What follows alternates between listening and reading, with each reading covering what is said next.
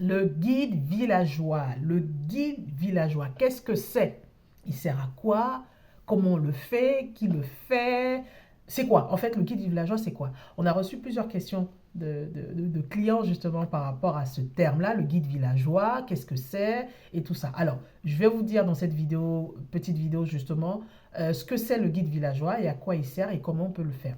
Alors, si vous ne me connaissez pas, je suis Patricia Touré, je suis investisseur immobilier en France et en Côte d'Ivoire depuis une quinzaine d'années et j'aide la diaspora afro-caribéenne à travers ma structure Groupe CAM à investir en Afrique, notamment la Côte d'Ivoire, en toute sérénité.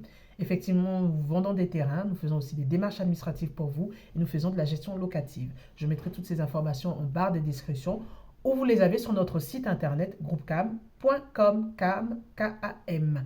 Alors, le guide du village, qu'est-ce que c'est? À quoi il sert? Alors, je vous explique un peu le contexte. Quand on fait un lotissement, c'est-à-dire qu'un aménageur a décidé de travailler sur 10 hectares, les 10 hectares, il va les morceler, c'est-à-dire qu'il va les découper en petits lots et îlots les lots de 500 mètres carrés, par exemple, il va d'abord les découper en îlots. Un îlot comporte plusieurs lots. Donc, il décide, par exemple, les 10 hectares, de les découper en lots de 500 mètres carrés pour pouvoir les vendre par morceaux, puisqu'il ne va pas vendre les 10 hectares.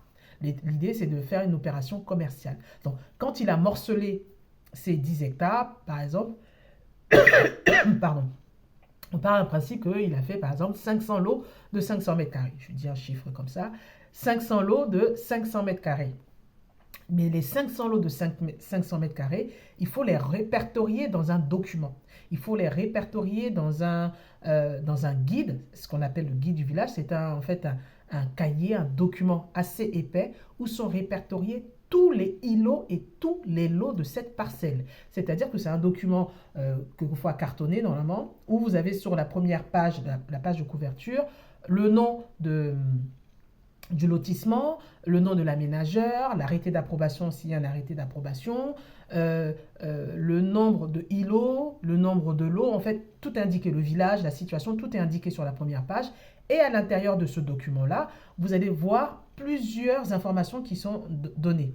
Ce guide-là est inscrit, est déposé, enfin, au niveau de la ville, du village, de la chefferie du village ou alors du chef terrien, parce qu'il y a des villages où il y a le propriétaire, où il y a le chef du village et il y a aussi les chefs terriens qui peuvent être complètement dissociés. Donc, si c'est déposé chez le chef terrien, c'est ce document épais où vous avez la liste de tous les lots qui ont été créés avec leur superficie et tout ça, leur numéro aussi et tout ça, puisque vous recevez un plan avec le numéro de lot. Donc, ce numéro de lot là se retrouve aussi dans le guide du village. Donc, la répartition se fait comme ça, c'est-à-dire dans ce guide, vous avez tous les numéros de lots. Par exemple, moi, Madame Touré, j'ai acheté un lot de 500 mètres carrés. Mon lot, c'est le lot numéro 1. Voilà, on va indiquer dans les premières pages, donc il y aura le lot numéro 1, puisque c'est par ordre croissant, le lot numéro 1, avec mon nom, la date à laquelle j'ai acheté, la superficie, le numéro de ma pièce d'identité, mon numéro de contact. C'est très important d'avoir les bons numéros de contact, s'il vous plaît. Mon numéro de contact qui sera aussi indiqué dessus.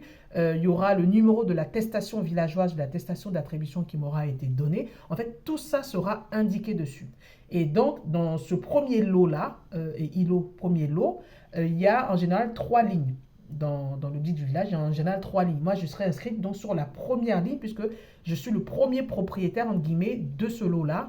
Et si demain, pour X raison, avant d'entamer mes démarches administratives, je vends le terrain, ben on va indiquer sur la deuxième ligne le nom du nouveau propriétaire qui a acheté avec moi. Donc, vous êtes limité à 3 transactions maximum avec ce document-là. Donc, voilà comment est organisé le guide du village. Le guide du village qui est très important puisque c'est à partir de ça qu'on vous fait aussi toutes les attestations villageoises, attestations d'attribution, l'aide d'attribution et tout ça.